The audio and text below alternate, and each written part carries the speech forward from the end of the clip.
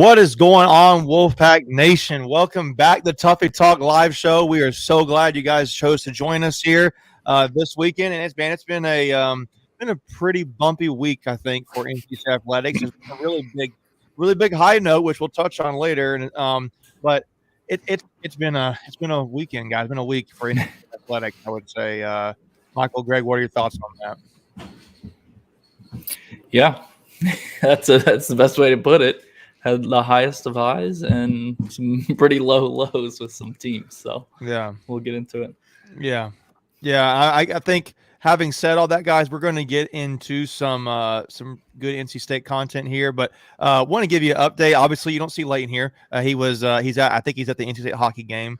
Yep. But the other part knows our other team member Mackenzie. Everybody knows that she's been talking about how her dad's had some health struggles, and Greg had some update on her dad from Mackenzie just a little while ago. So, Greg, take it away.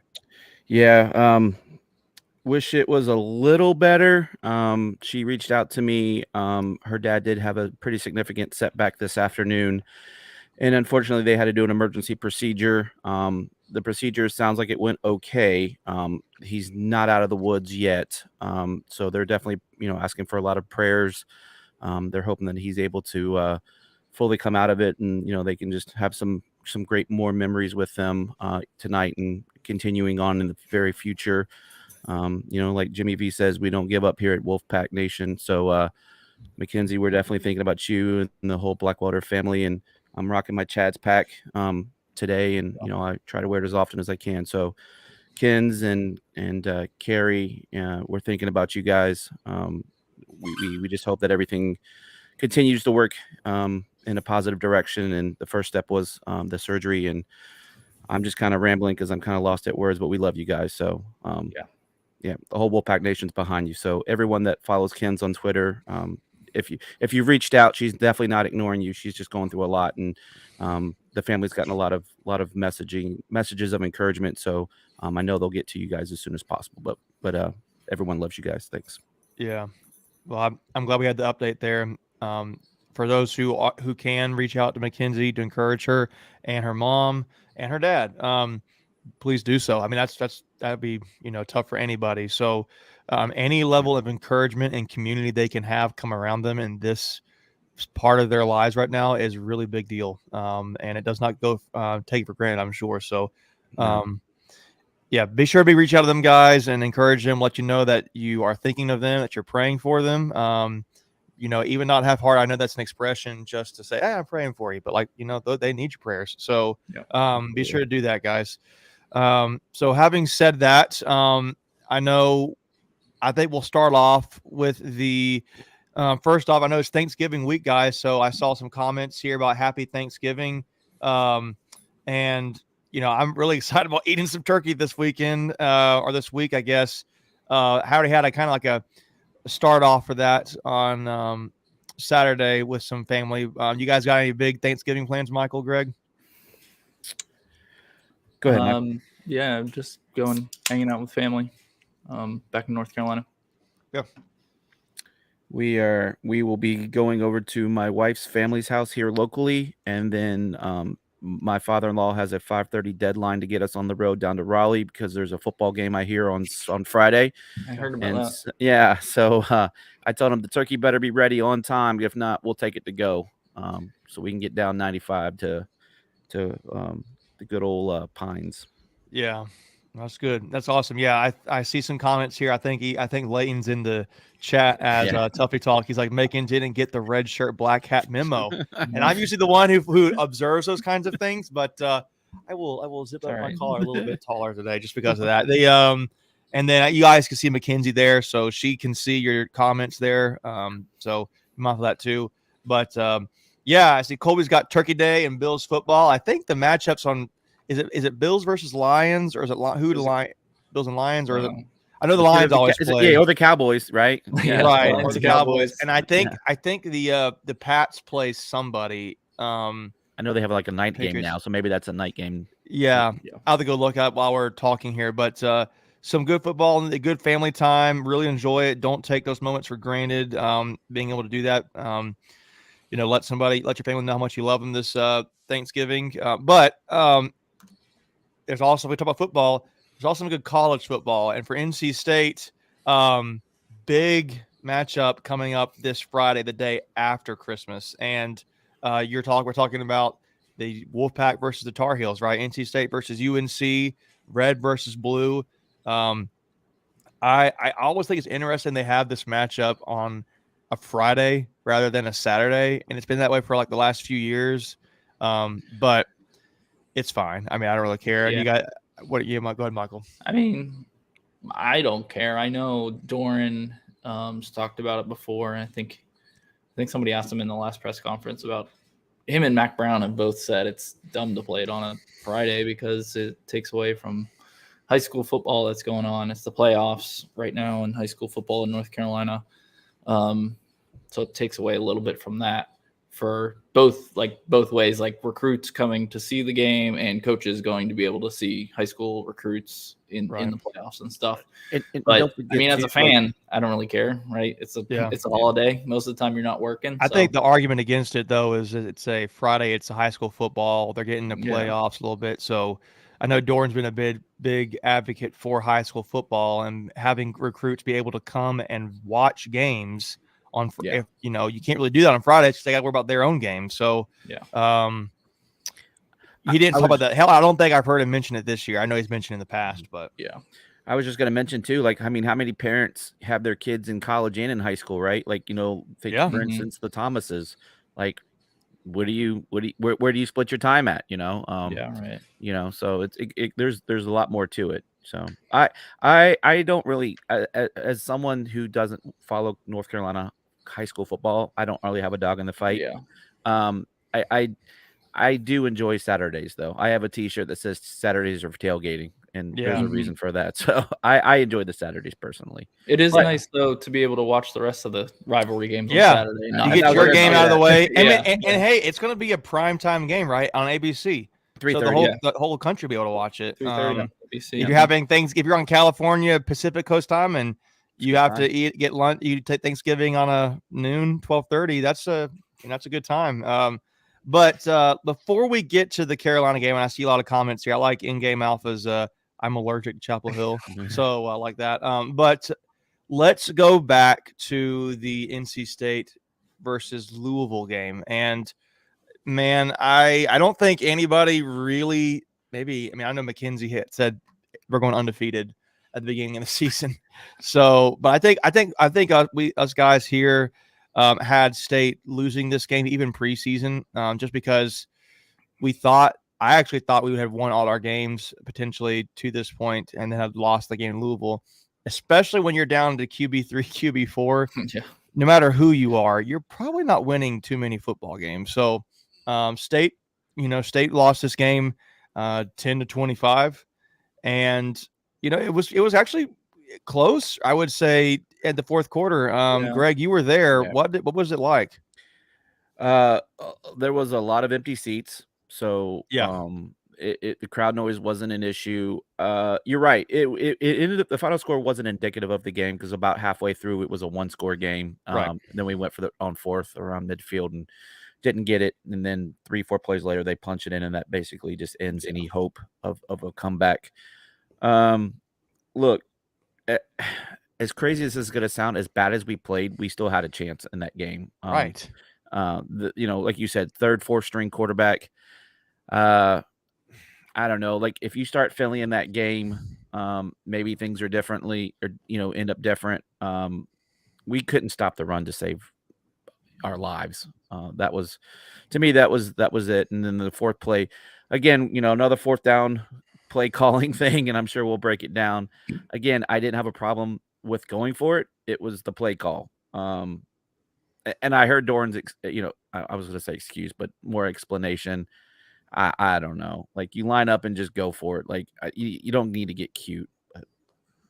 I mean, I was listening to I'll go and say that. I was listening to Inside Pack Sports podcast, and they were having a friend of the show, Philip Danford, on there, talking and breaking down that play call. And they were saying, a lot of fans have had this issue, and the way he broke it down, and I won't give him details. Definitely go check out that podcast, guys. But he was saying State had some plays, similar play design on earlier parts of the game where they had barely gotten it, and this play call was just a little bit of a different look out of a similar formation. So, I didn't hate the play call. I actually kind of thought that when Michael Allen got to the outside there on the top side of the far side of the field, that if he just missed a blocker, he actually may have had a lot of green space in front of him to run. I didn't hate it. He just didn't get the play there. And again, it wasn't. I remember thinking, man, I really feel like they should pass here. I think it was like 8-9 minutes left in the fourth or something like that, and thought there's plenty of time, but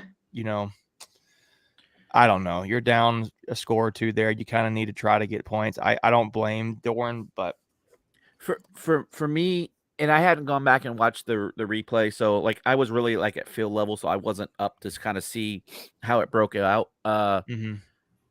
My issue is you need to go north south, not east west, and I thought maybe he went too far west before cutting it up in there. Like maybe if he takes another half step and then cuts it up in, maybe. Obviously we didn't have the edge sealed off, and he wasn't able to break a tackle, but I don't know. It's frustrating. But what were your thoughts? And again, I don't know if we're ready to break this down or talk about other things, but what were your thoughts on Finley? Do you think he should have started the whole game? Like what were you guys at with that?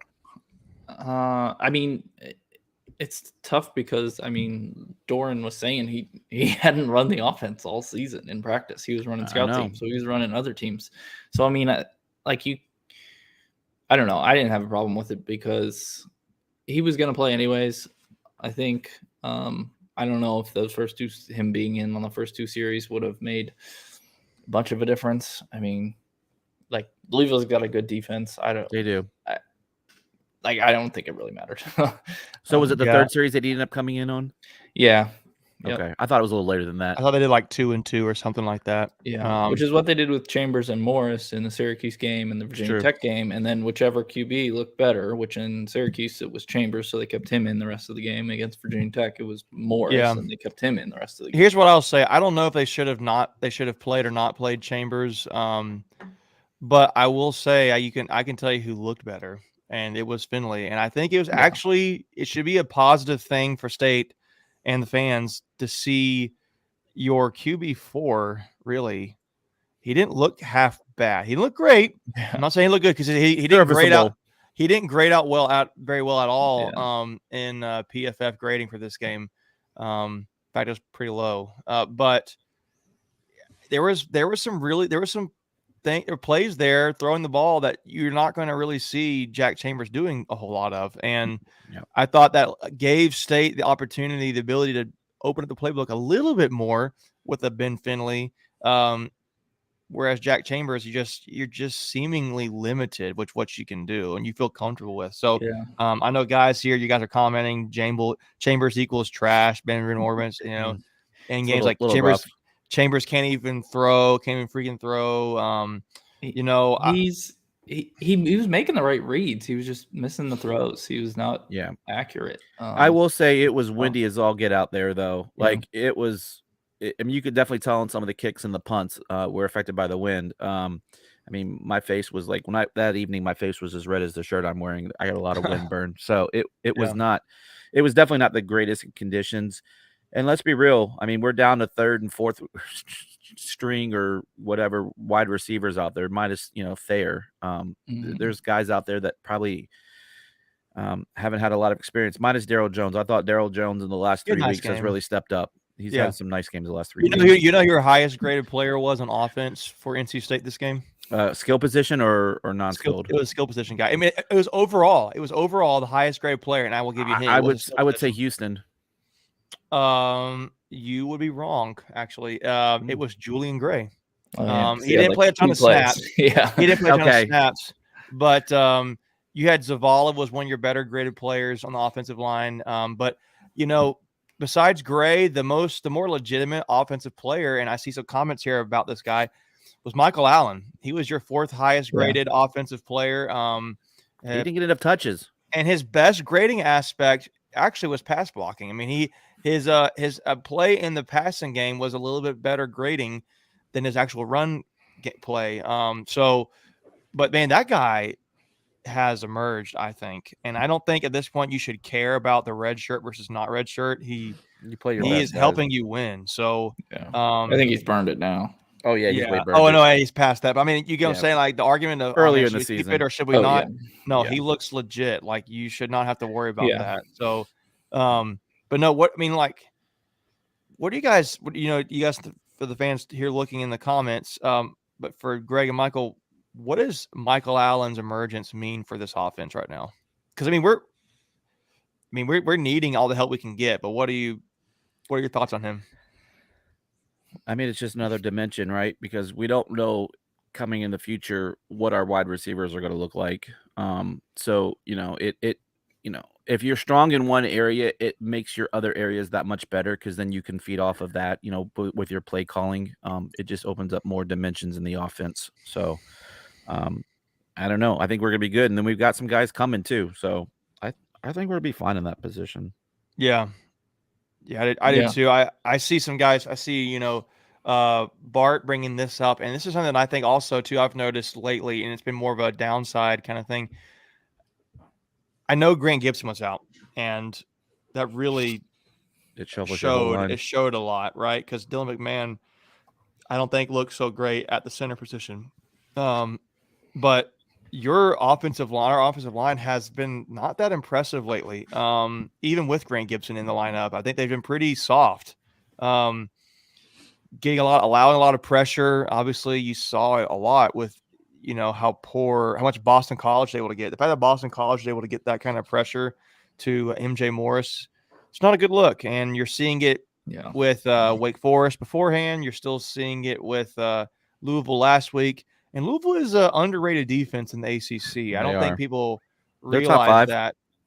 Are they top 5? Yeah. Let me see. So rushing defense, they are overall. I'm talking overall, but their rush defense was better than their pass. They were only giving up like 20 points a game. And they held rushing defense. They're in the middle of the pack with ranked 8th. And then passing defense, they are 5th. Right. And I think they lead the conference in sacks and interceptions too. I thought we were. Do they have more than us? Because we have like 16 they lead the conference in sacks, and they are second in interceptions. And part of that is because they had that huge game against Wake Forest, right? Good point. Okay. But so to your point, go ahead. I was going to say to your point, they had 6 sacks against us. Yeah. No, sorry, 5 sacks, 6 tackles for loss, and 6 QB hurries. So that's just a lot of pressure. There's 12 plays right there. Right. Yeah. That's just not a winning recipe there. But even then, you were down by 3 points, a field goal away from tying in the fourth quarter. I think that's where you're coming back to, Greg, about that fourth down call. But that's not where you win or lose the game. It's just it was critical. 5 sacks for Louisville to our 1. We threw the 1 interception on the last play. Had a fumble. Possession time was about dead even, but I think a big split here. Rushing yards. Louisville had 192 rushing yards to our 77, and State was actually pretty good on third down efficiency. I would say they were 7 for 17. They were 6 of 16, so that's even. Yeah, and Louisville 6-16. One area I think that is surprising to me when you look at the stats is State out threw the ball against Louisville with a QB4. They had 214 passing yards to Louisville's 153. There's probably some more stats in there. The big one for me, Macon, is your yards per rush attempt. 2.5 yards is what we averaged. Right, and that's not going to get done. They were over. Go ahead. I'm sorry, Mike. Yeah, no, I was just going to say, not when you're on that third and fourth string QB, you got to be able to run the ball. Yeah, they had almost 5 yards to carry. Now, let me ask you this, Greg. Was that kind of as a side note? Is that Louisville atmosphere overrated? As far as like what are you Like the fan rowdiness there, the influence it has on the game. Like, man, this is a really intimidating environment. Yeah, there were some really cool fans that were sitting behind me. They were super cool. And they told me that they could have come into that game with a win or two more, and it would have been about the same crowd. They have a very fickle, like, I think not to compare, but you could definitely say that they're a basketball school, not a football school, like that other team Yeah. that we're going to be playing this week. They have to be, at the top of their game. They said like a few years ago when, Louisville and Clemson played, like you couldn't get a ticket there. But, if you think about it, we were a top 25 team, coming into their house, and there was nothing there. But the one fan did say, and I didn't really think about it. He goes, since we've joined the ACC, we don't have a football rival. And so for them to, drum up that support, he goes, basketball, absolutely. Like when Duke and Carolina comes in, like the place is rowdy, at the Yum Center, which by the way is the dumbest name for an arena. But he goes, football, they just struggle. So yeah, I don't think there's much to that, like you're getting at. Yeah. Well, I guess for the fans here watching, if you got any questions for us and we can answer for you and discuss, let it, definitely ask them. Well, I know y'all are commenting, but if you got any questions, shoot them. And one of them I see here, Jermaine, he's got a question on here. Says, does Dave get fired if we lose? And I think he's talking about the Carolina game. So, Michael, Greg, what are your thoughts on that? Does Dave Doran get fired if we lose this Carolina game? No, not a chance. No. Yeah. And what's your reasoning? I mean, go, Michael. Go ahead. He's just, I don't know. Feel like he's proven enough that he can bounce back from a bad year. I mean, we were 4-8 in 2019, and then went 8 wins in 2020, 7 of those being ACC games, and then 9 wins in 2021. A bowl, even if we lose to Carolina, a bowl win gets another 8-win season. There's just no chance. I'd say. Yeah. I think too his buyout's pretty big right now too, if I'm not mistaken. Yeah, he just signed a new contract the last 4 year or years two. left, so yeah, I don't see Dave Doran getting let go at all. I don't think it'd be something. There's no way. It's just no way. I mean, especially after all the injuries that have happened now going into the end of the season. Look, your losses. Look at the losses this season. We had Clemson, we had Boston College, Louisville, and Syracuse. We had Syracuse the second loss of the season. Okay, so you lose on the road to the top 5 Clemson on College game day, and you were ranked 10th, but you lost there. You lost by 10 points on the road against a top 5 team. Okay, so then you go on the road and you lose to a then ranked number 18 Syracuse. I believe it was 18. And that was the first game we did not have Devin Leary, right? So we went in the game with a Jack Chambers versus MJ, and we had not even realized what we had in MJ at that point. So we were trying to win that game with Jack Chambers at quarterback, which has shown that's not a good recipe for success right now. He did get us to Louisville, the Florida State win, but that was also more, I think, Chris Dunn. Without completing a pass. So let's not forget that. Correct.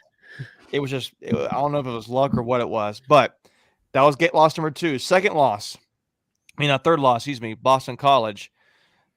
That was just an ugly loss. I mean, you didn't have, I don't know, that was just a bad loss. So maybe that's the one bad loss we've had. Okay, let's go with that one. And then you've had the loss now to Louisville, where again, you don't have now your QB1 or your QB2. So I think you can argue Morris is now your QB2 now that you've seen what we got in Chambers. So now you're back to QB3 and QB4, and you're ultimately playing QB4, and he's been on the scout team all year, and you have your biggest key players out. You don't have Grant Gibson. You don't have Devin Carter. You don't have Demi Sumo. You don't have Trent Penix. You don't have Peyton Wilson. Peyton Wilson. You don't have Tyler Baker Williams. I mean, key pieces you all starters that you just be named without, and some of them are captains, right? So and again, no Devin Leary either. You're going to go that far. So the only real loss I think was bad was Boston College, Yeah. right? And you're a bad penalty call away from winning that game. Right. To you shouldn't have put yourself in that position, but Right. I mean, I just think that the idea of Dave Doran being fired this season is not even No. around possibilities. If He's done anything, some. he would leave on his own accord, but I also don't see that happening. And I am in the vote. I'm in the boat. If you guys maybe feel differently, but I think all three of us can easily say we are for Dave Doran being the head coach. Now, I think there's some questions though about people. I think more legitimately, what happens with Tim Beck? Do you keep Tim Beck? Do you lose Tim Beck? Now, Greg, Michael, what are your thoughts on that? I mean, Greg's saluting him away. Yeah. In the Navy, we used to, when we were dismiss someone, you would say post. So post Tim Beck. Yeah, I mean, I think he almost saved his own job with MJ Morris's emergence in Virginia Tech and Wake, and then just laid an egg versus Boston College. And yeah, I mean, I don't know. I've read different things, listened to some other podcasts, and Dave's been he was trying to get back to be the OC multiple times in his tenure here. I don't know. If it was up to me, yes, I would go with the new offensive coordinator. But if you're saying what is Doran going to do, I don't know. And he's the same OC that last year had us. We were top 30 in offense last year. Leary was 35 touchdowns, 5 interceptions. Right. And that's what I come back to. So I know Bart's commenting what happened to Beck. He was hired by Doran. I guess he's calling out here that Beck probably is. He's saying, I think he's arguing there as Beck probably isn't totally the problem. It's got to be Doran. He hired him. And I think he's even conceding, maybe to your point, Michael, a little bit there that, Tim Beck, the offense was the exact same last year. The system didn't change. And Devin Leary still threw 35 touchdowns. And it was one of the most historic NC State offensive seasons. And this year, the only difference is you don't have Emeka Emezi and you don't have Akeem Ekwonu. And, is that really that big of a difference? I don't know. I don't know. My struggle, and I kind of had this same concern last year with Tim Beck personally. I don't think he's creative enough at times. Yeah. I think it's too predictable in the offense. I think the talent we have at times makes the play calling look better at times than I think it might actually even be, to be honest with you. I think he has good moments, but I just think, 80% of the time you're running the ball on first down. That's too predictable, and it's not anything super creative with running the ball, in my opinion. I think when it's, a lot of times you don't really get a ton of yardage on second, going into second down. So you're getting third and you're not converting much on second down. So you're usually getting 3rd and 8, 3rd and 9, 3rd and 10, 3rd and 12. And, let's, instead of having to throw to the sticks, I feel like a lot of times we're just throwing screens and you got to bust one or two. Right. And unless you're counting on your blocking by your receivers, which I don't really think has been that great, those play calls are high probability you're not going to convert. And I don't like that kind of play calling. I mean, there's probably a deeper philosophy there than I probably understand. But at the same time, I'm like, yeah, but I know you have to get to the line. You have to get to the first down marker, and calling a play, if you're 3rd and 10 and you're throwing a ball 2 yards, almost horizontally to try to get your receiver to make a move. Yeah, to get 8 yards. I just don't like that. Yeah, I don't think and that happens too much. Everything has to be perfect on a play to really be successful. It's just hard to. Yeah, it's just hard. And I see Alex Chappell's comment here. Our offense was deep when Drinkwitz was here. I disagree with that too, kind of. I haven't seen offense that has been really dynamic between Matt Canada, between Elijah Drinkwitz, and between Tim Beck. And maybe I'm wrong, but I just haven't really – maybe I'm asking too much. Maybe, I get that. But I I don't know what I don't know. I don't know if I want to think- see more like air raid kind of stuff. The tech. I don't really think I want to see that. I just want to see more creativity than maybe what I am seeing, and maybe that's how the rest of the fans feel. I think Drinkowitz was the closest thing we got. I mean, was he the OC the year we had the 2,000-yard receivers? Yes. With Harmon and Jacoby Myers. Yes. Yes. I think it was his first year. Yeah. So I don't know.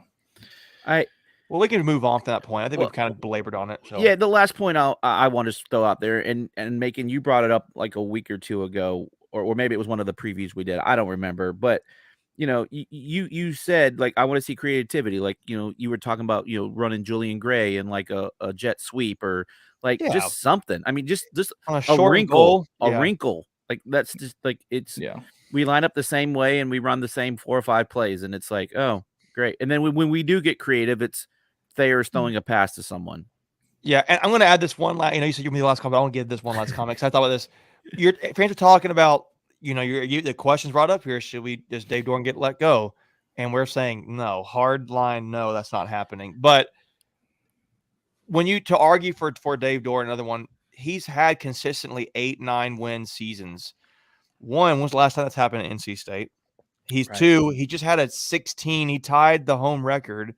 Obviously, we think he easily should have gotten 17, right, in Boston College. But he tied a record that has not happened in 50 years. The last coach to do that was Lou Holtz, which everybody knows who's like 80 years old now. Right. So he made history. He's made history a lot of ways here. But my other thought is, would you rather, I've said this before, would you rather be in NC State under Dave Doran with 8-9 wins and you're always in that discussion, or would you rather be a Syracuse who has like a 4-win seasons all the time, and then they have one big season, they had like the 11-win, and they had like another 9-10 win season, and the majority of your seasons are like on average like 5 wins a season? Would you rather be Syracuse in that regard or NC State? I'd rather take NC State personally. So yeah. So can I counterpoint you real quick? I know we said we're done. Yeah. He's like 37-43 in ACC play. He's still like 5 or 6 games below 500. I may not have the exact numbers right. But Doran, yeah. There's your argument. There's your argument for not keeping him. Yeah. Right. But the only thing is, darn you, Greg. I know. The thing with the overall record though is like football is separated into seasons. So like, yeah, he had 2 seasons he went 0-8 in the ACC. So that's obviously gonna make that look worse. But he's had 4 seasons where he's been at least 5 wins, 5-3 or better in the ACC as well. So I don't know. It's yeah. Sorry, guys. Yeah. So I think we can move on from that. But yeah, just so you know, like it's going to be it wasn't a bad loss. It was just something we thought would definitely happen. This Louisville game, I don't think anybody really expected. She just tweeted out. I mean, it was just just thinking that it's not going to be a really good. We didn't really see a lot of it being a win that we could get. But I think going into this Carolina game, however, we've done the preview for this game. Y'all will see that soon. But I'm really, I don't see State winning this Carolina game personally. Maybe you guys feel differently. But I will say there are some things that I think give State, fall in State's favor. Naturally, the way you may want to play. But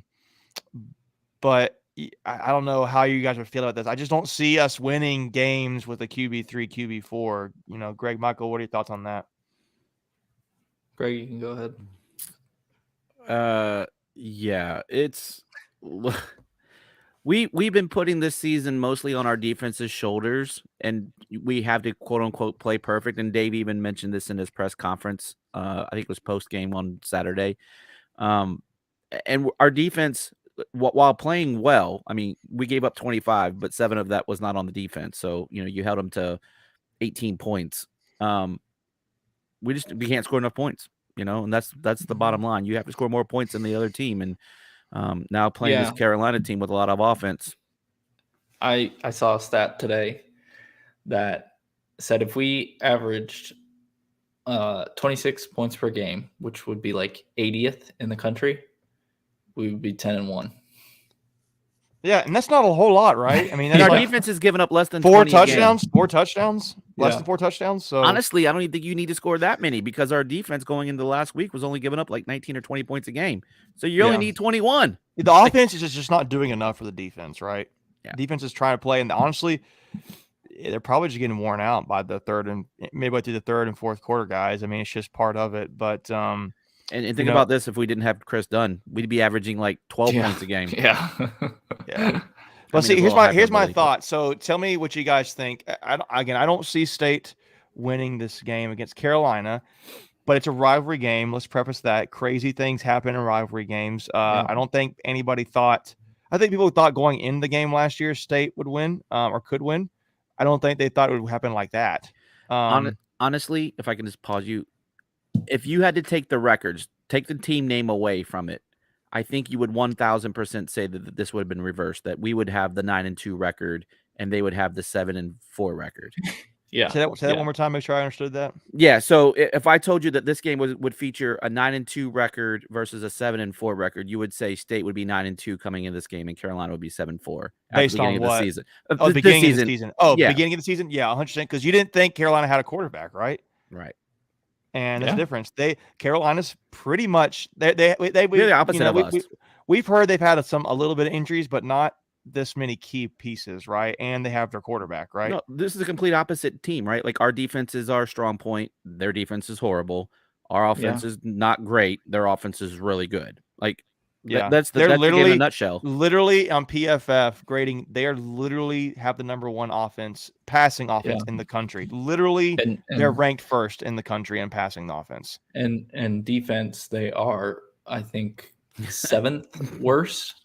Like out of 131 teams that are ranked 124th. I don't know. I don't know what to expect because it's it's strength on strength and weakness on weakness. Are you guys more interested to watch their offense versus our defense? Or are you more interested to watch our offense against their defense? I thought you were going to ask if I was more interested to watch Michigan versus Ohio State. That's what I really thought you were going to ask me. No, there's no other game on this weekend base NC State versus Carolina. You guys know that. No, I'm sorry. What was the question? I tuned. No, I asked. Are you more interested in seeing our defense versus their offense, or are you more interested to see our offense versus their defense? Like no weakness on weakness. That'd be hilarious. Yeah. No, I think that's who wins the game, right? Who is the weaker? Who is the less weaker of the weak units?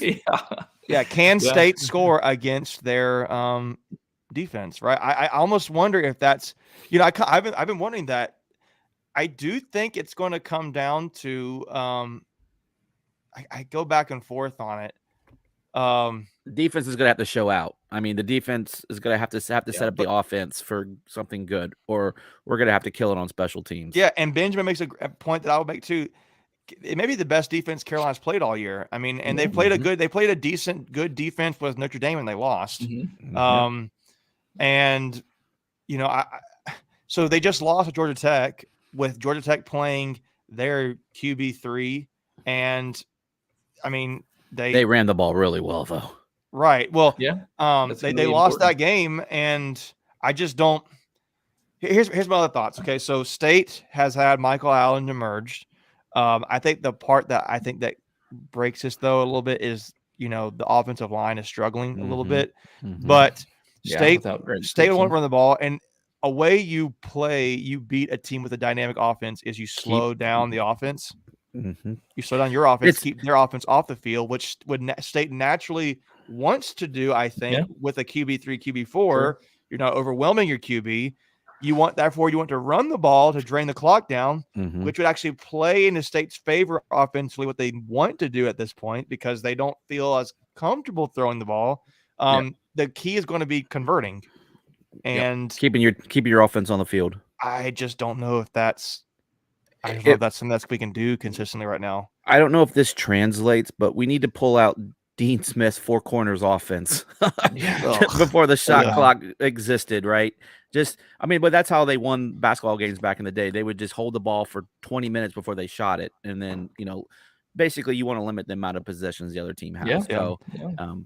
I think if Carolina scores 20, 23 Oh, it's points, done. I think it's over. I It's think we have to done. hold them under 20. Under 20.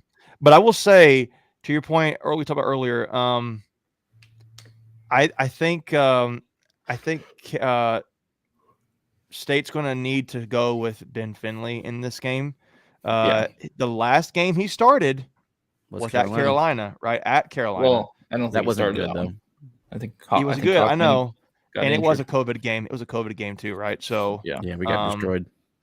But I think running the ball will be something we're going to want to do. I just don't know. And I know there's nothing about MJ yet. I think people think he's done for the season. He very well may be, but he's not been ruled out completely yet. He's still in the depth chart. So let's say he can play.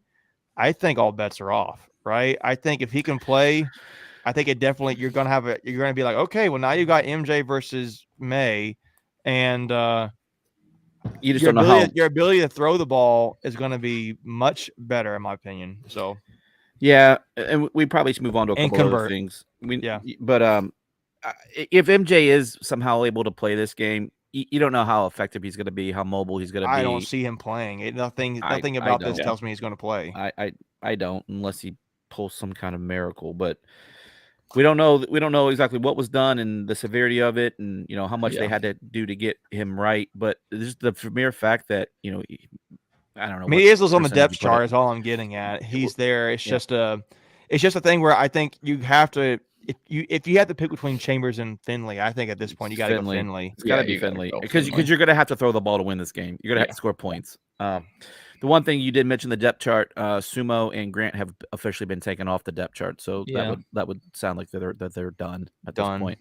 But what does that mean for guys like Devin Carter and Tyler Baker Williams? Are they potentials to come back? Maybe. Yeah. I mean, maybe at some point, right? Maybe I don't know. Like if Trent Penix, is he back? Doran is so private about those things. You just don't ever Don't talk to me about injuries. It's private. Literally, that's what he said. Right. Yeah, it's a sensitive subject for Greg, the injuries. And he usually doesn't take them off the depth chart unless they're out for the season. So it's a chess match, right? So that's all it is. Yeah. Yeah. So I'm excited about it. I do think there are some things that will naturally go, lean in State's favor. State's going up against the weakest defense they'll have played all year. So even if they've struggled running the ball to this point, they're also going against the worst, literally the second worst rushing defense in the ACC, and literally the worst passing defense. But I don't know. One other thing I'll throw out there we haven't even talked about. Has anyone looked at the weather for Friday? Friday is raining. It's supposed to be nasty. Exactly right. So that kind of helps State too a little bit. I think there, that right? helps You think? Us, yeah. So I didn't think about that. So, but that's a good point. See. I didn't think about that. Is it gonna be cold too? Right? No, it's about mid-50s. It's not bad. Not as bad as freaking Louisville this past weekend. My goodness, it was like 37, 38 with a wind chill of like 31. It was ridiculous. Yeah. Right now it's saying probably gonna be a light rain on Friday. Actually, let me check here in Chapel Hill. Yeah, I didn't look at it this morning, but it was like a 91% chance of rain. But it's been fluctuating. It's been up and down. So we'll see. I mean, obviously, I know old in game here. He's our weather guy, but I don't know. I don't know what it's looking like, but I think he said we'll know. Yeah, it's looking like here, and you can correct us in game, but it's I'm seeing here it's like a light rain between like 3 and 7 o'clock and mid 50s, like you're saying, Greg. So enough to make the ball slippery, and make you maybe not want to run the ball and throw the ball as much. So, but I guess Greg, we didn't have you on the preview. Do you have a score prediction for this game? Carolina a lot, State not enough. It's very specific. Very specific. I don't even know. See, that's the problem. Like, I don't even know where we're at right now. Like,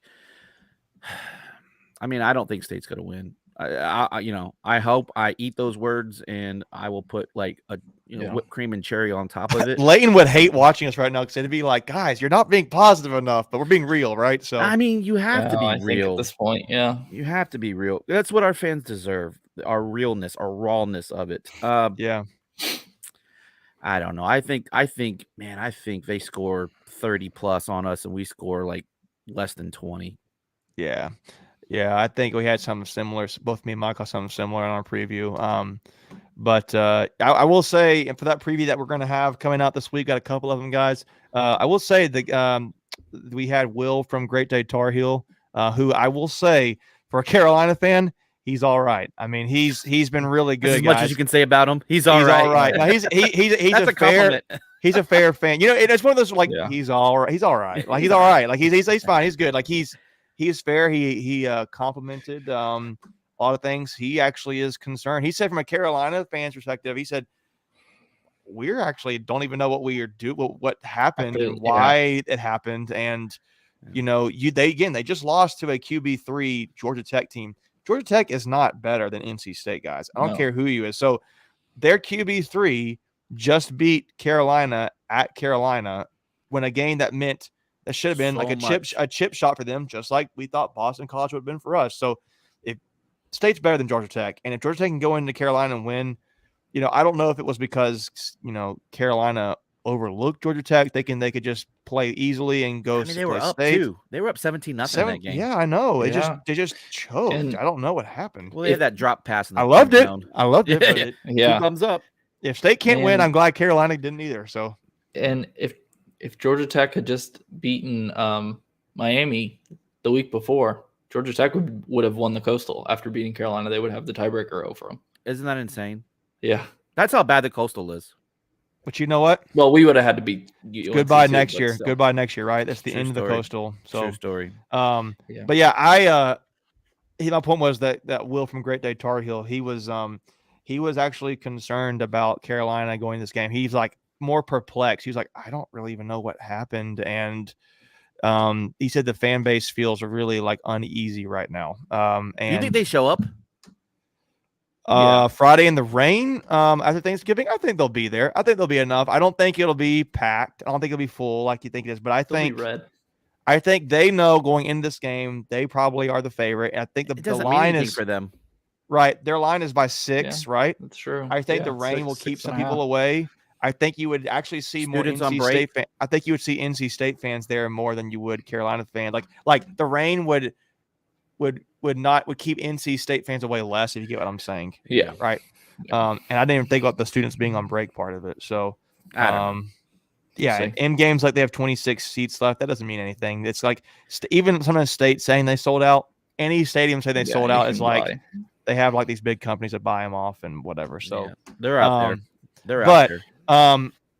That's what our take is on the football front, guys. Let's touch base in the last 10 minutes or so here on some other sports. Let's go to men's basketball and women's basketball. Men's basketball, 4-0 right now. They've beaten Campbell and Elon. Some games that I think kind of got a little tight there. Closer than you would like. Make it a little bit uneasy, but they pulled it out, and it was a solid win there. I think you were seeing a team under Kevin Keats this year with guys like Jarkel Joyner, Terquavian Smith, Jack Clark, DJ Burns, Casey Morsell has emerged, in my opinion. Good. Yeah, 26 points the other night. Mohoric, I got it right. Mohoric, yeah. There you go. This team is dynamic offensively, guys. They won't be last in the ACC. No, and I can tell you the only thing that at this point to me, the concern would be, what can they do defensively? Can they put something together defensively? Those dribble drives, because I don't think you're going to have any trouble scoring this year, in my opinion. I mean, you could, but I think you've got too many players that can score this year and that have shown it already in big numbers.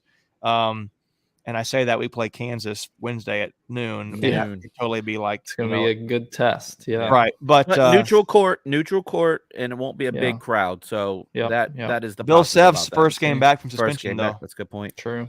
Yep. So I did see during the game, I guess it was the Elon game, which we're talking about defense, which hasn't been like shutdown defense, but I don't think it's ever going to be a lockdown defense under Keats. But the one thing they did say was State leads the ACC in turnovers forced and steals, that's how Keats likes to play defense. Get the turnovers, get out on the fast break. And specifically, I think Terquavian, I think he leads the ACC, or at one point before the Elon game at least, he led the ACC and was second in the ACC. And I can't remember which one it was, but it was either steals or assists. Like for Terquavian Smith, who was just a scorer last year, for him to be leading the ACC in top 2 at least in both those categories, that's great. a huge development for him to be able to be create for others, and having a point guard like Jarkel who can now score and help distribute. Casey Morcell even, can, do stuff with the ball in his hands a little bit.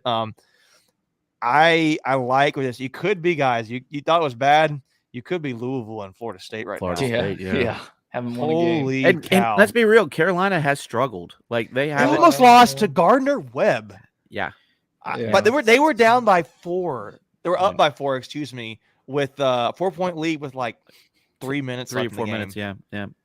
Yeah. And Syracuse had a bad loss against Colgate. Second year in a row they lost to them. But I mean, golly, Louisville and Florida State, you're a combined 0-7. Yeah, You haven't won a game this year. Yeah.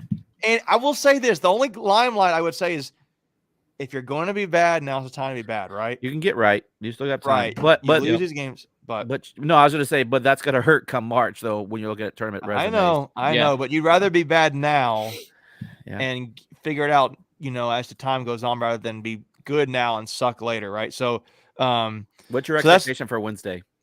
Like what is what do you want to see out of the team? Yeah, I want to see a team that is competent on both sides of the ball. And what I mean by that is I don't want to see a team that is putting up poor shot selection. I want to see mature. I want to see poise. Maybe it's a good word for it. I want to see a good attack, good shot selection on offense. I want to see aggressiveness on defense. I want to see that. I think this team is athletic and long enough to do that. I want to see how they respond to adversity. Yeah, it's going to come. It's going to come. You haven't really. Kansas is 6th in the country, right? So 5, 3. They're 3 now. Oh, the new Kansas came out. New poll just came out. They're 3 poll. today. Yep. Okay. Yeah, Kansas is ranked 3rd. I mean, they won Keats' first year. They won in a similar tournament and beat Arizona, who was number 2, right? Top. So they're number 2. I remember that. So. So that's what I expect. I want to see poise. I want to see good shot selection. By the way, one of you guys can look up. Benjamin's asking for an ice pack update. But I want to see good shot selection. I want to see aggression on defense. I want to see communication on defense, switching, calling out screens. I think specifically, I don't want to see DJ Burns get lost defensively. I know he's lost. He needs to lose weight still, but I just think I want to see turnovers. I want to see that. I just think being able to ask for aggressiveness and communication on defense is probably what I like to see this early on, because if they can do that, then that's a good sign in my opinion. Even if they were to lose. State's down 3-2 with probably about 11 minutes left. This update just came out 12 minutes ago. Carolina scored, so they're probably about ice pack. Yeah. Okay, so Carolina's up 3-2 on State. With about 10 minutes, I would say. Yeah, in the third. All right, let's shift over to women's basketball, guys. That was an ugly game. I know. So for those who are listening, State went up and had a rematch against UConn at UConn. And it was number 5 UConn versus number 10 NC State. And again, they played each other in, was it the Sweet 16? Elite 8. Elite 8 going to a Final Four. And State got just the short end of the stick, for lack of better words, to be able to have a 2 seed going and playing basically at UConn on the road to go play for a Final Four. It was like a home environment, right? We were a 1 seed and they were the 2 seed, but yeah, and it favored them dramatically, home advantage. And State lost that game and finished in the Elite 8, which is still an accomplishment, but there's no way they should have been there. So State was looking at this matchup as a revenge game and went up to UConn. And it was, I can't remember what the score was, but it was like a 25-point loss, somewhere in there, 30-point loss. Yeah. It was, I think the final was 91-69. Okay, so 22 points. Yeah. And the first half was UConn got off to I think a 9-0 start. Yep. We cut it to 3 with about a minute and a half, 2 minutes left in the half, and then UConn went on another little 4 or 5-0 run to end half. So they were up by almost 10 at half, and then came out. It was 7. I think it was 40. I think it was 40-33 at halftime. Yeah, that's right. Yeah. They cut it to 36-33, and then UConn scored 2 right at the end. We couldn't get anything, and then second half just came out flat, and they shot the ball. I mean, Connecticut shot the ball 50%, and they were like 37-38%. That's tough to from beat 3 on a home court. Well, yeah, especially, I mean, those turnovers obviously played a big part in their shooting percentage. There was a lot of layups, a lot of easy baskets. Fudd for Connecticut just straight up crushed us. We just didn't have an answer for her. So and I'll tell you, here's another big stat line here that I think there's a few of them here. I'll read them off to you for that game. While you're doing that, my stat line, Jakia Brown-Turner, 4 fouls and only like 3 or 4 points. That's pivotal for the game. That's tough. I mean, they're not going to win games when arguably your second best player shooter is. Yeah, but here, look at this number. Here you go. UConn 22 assists to our 9. Yeah, our 9, 22-9. Okay, UConn steals. UConn had 13 steals to our 3. Yeah, it was bad. Blocks. UConn had 3 blocks for our 1. That's not such a big deal to me. The rebounding was basically even. I think they outboarded us by 37-36. We out rebounded them. I'm looking here. At least my stat, my app here, it's 34-33. Offensive rebounds were dead even at 10. But here's another one that's just not acceptable to me. And this kind of comes back to the assists, right? The assist number was 22-9. The fast break points, UConn had 22 fast break points to our 9. Yeah, they had points 13 off turnovers. Steals. Yeah, 13 steals, points off turnovers. UConn had 27 to our 9. What are you looking at? Like, my stat line is different. That's weird. Might be a little bit off, but it's the score app. Score app is good. Yeah. ESPN had something different, so whatever. It doesn't. Defensive rebounds are about dead even. It's just an ugly game. They just played much better basketball. They were passing it better. They were getting turnovers. They were getting more blocks. They were scoring on the turnovers. They were playing in transition, it looks like. So, and if you're shooting 50%, golly, that's hard to beat, especially when you're shooting decent at 34% from 3. So State shot 37% from field goal and 25 from 3. That's not going to get it done. So here's the one thing, and we can end on this or maybe jump to the cross country for a few seconds. But this is we have been spoiled by the class that just left. This is and I said it on a tweet earlier in the season. I mean, we're only 5 games into it, but this is going to be a work in progress for Wes. There's a lot of new parts, trying to get rotations figured out, what combos work with who. As much as I love Camille Hobby, I think River Baldwin is just a better center. It just seemed like the offense flowed a little better with her in there. Camille is great on defense. So I don't know. But that's just my 2 cents on that. There's still a ton of basketball left. Look, we're getting ready to play Iowa this week, or Sunday. You get a get right game for you if you want. They've got a little tournament. Yeah, you've got 4 more Power 5 non-conference games, so there'll be plenty of time, opportunity, tests before you even get into conference play. And then the last thing we'll say about this before we move on is they did drop 3 spots to number 13 in the country. So that's fair. Yep. Hey, but Louisville lost a couple of games, so. They did. I didn't see that. You mean? Yeah. I thought you were talking about wins or women's, but men's definitely is losing games. No. They haven't won a game. So. No, they lost to Marquette, and I don't know if they beat or lost to Texas yesterday. I didn't see that. But, who won that Stanford game? I don't know. I saw it go to overtime, but I don't think I think Stanford. I think South Carolina won, but I think they barely I think South won. Carolina because they were still 1-2 in the polls. So it was like 73-71, I think, about to go into overtime, or it did go into overtime, but I think South Carolina did win. Yeah. But anyways, to wrap this up, let's highlight the biggest news and maybe we should have let it off with this, but I know everybody's thinking football with UNC and the game. But huge news for the athletic department and specifically women's track. Another national championship, guys. I mean, we're talking team, and then And Caitlin individual. Toohey. Caitlin Toohey had another Mm, individual national title. Caitlin Toohey has 2 individual national titles. Yeah. How many It's pretty crazy. players in NC State history can ever say that? I think she might be the only person who It can has say to be. that. It has to be because we only won 2 national championships before cross country, 74 and 83. None of those Right. guys were on the same She team. is literally the only yeah. NC State athlete in NC State history Mm. to have, I think, well, maybe I'm wrong. Yeah, because there's some individual sports out there, so we definitely need to fact check. Yeah. that. She's the only Quiz. individual. She's Well, one that of has them. That's two one of wrestling. them. teams. So she's one of them. She's the only She's one of person that them. has 2 team national championships. team, You yeah. can definitely say that. Okay. Maybe I'm getting a Because little we only ahead have of myself. 4 I am hyping her up Yeah. because it's a big deal. I'm just maybe I'm The getting a little person ahead that of comes to mind is what's his face? Gwiz from wrestling. Correct. He myself. might have Wisdowski. 2. Nick Wisdowski. Yeah.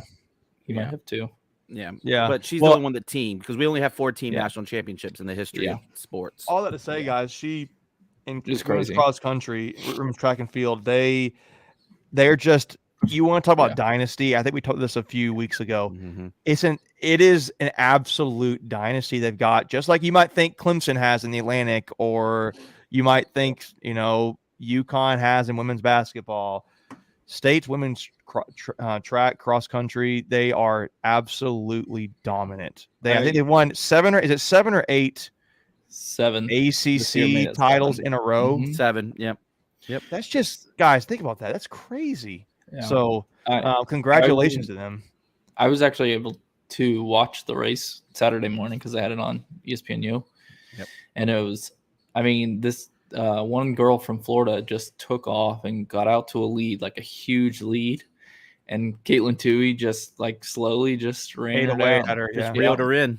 and then beat her by like 10 seconds.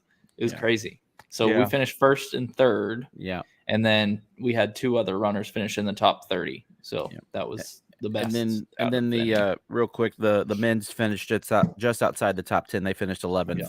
Unfortunately, the other school from North Carolina finished 10th, but we won't talk about that. Wake Forest? No, I'm kidding. Yeah, actually, they were really good too. I think they were top 5, but the blue one. So Yeah, I know. Duke? I'm kidding.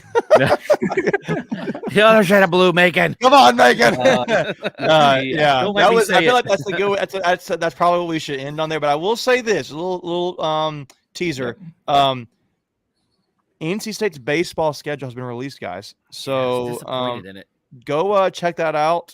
We can talk about that moving forward. But there's some good matchups here. Some home matchups. I'm gonna skim through here. You got Virginia, Louisville, Florida State, Clemson.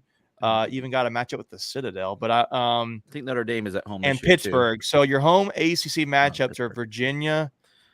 Virginia, Florida State, Clemson, and Pittsburgh. So And then a 1-game ECU. I was always at home and home with them. So Yep. yeah, for non-conference. yeah. But the in-state rivalry games are on the road this year. You got at Wake Forest and at UNC. But just go and check those out, guys. It'll be good to get tickets there. There's some nice pieces on that team, so I'll let that be for moving forward. But yeah, guys, that's going to wrap up our show tonight. I week. really appreciate you guys taking time to watch the show and join us here and commenting and asking questions. It really helps us enjoy the show. It helps. I think it adds to the show a lot when you guys are involved. So again, a recap: NC State versus UNC this Friday, 3:30 on ABC. Nationally televised game. Be sure to watch. Get all that turkey eaten before then if you can be there. I'm sure it'd be awesome to see the red in the stands. And State men's- Wednesday. Go ahead. Yep. yeah, state men's basketball is a Wednesday game at noon, which is so random, but it's a noon game Well, against yeah. Kansas. And then we do play Thursday, Friday also. Yeah. Correct. It's Thursday the tournament. women play against in Mexico. Vanderbilt Yep. and against Yeah. Vanderbilt. And then I think and, West Virginia on Friday. Yep. So we got games Wednesday, Thursday, Friday, guys, for NC State. Wednesday is men's basketball. Thursday is women's basketball. Friday is football. So big week, particularly when it comes to men's football team. So be sure to check in those guys, and again, be sure to like and subscribe to this channel, follow us on Twitter, share it around. We really want to build this NC State community here, and it's awesome, guys. I really appreciate that. And if we don't see you or you don't hear from us, we hope you guys have a great Thanksgiving with your family. Again, make sure to let your family know how much you love them, and just enjoy being with family and friends. So with that being said, guys, we will sign off here. But as always, go to Pack. heck, Carolina. Go to heck, Carolina. It's fair to say that. All right, guys. See y'all later.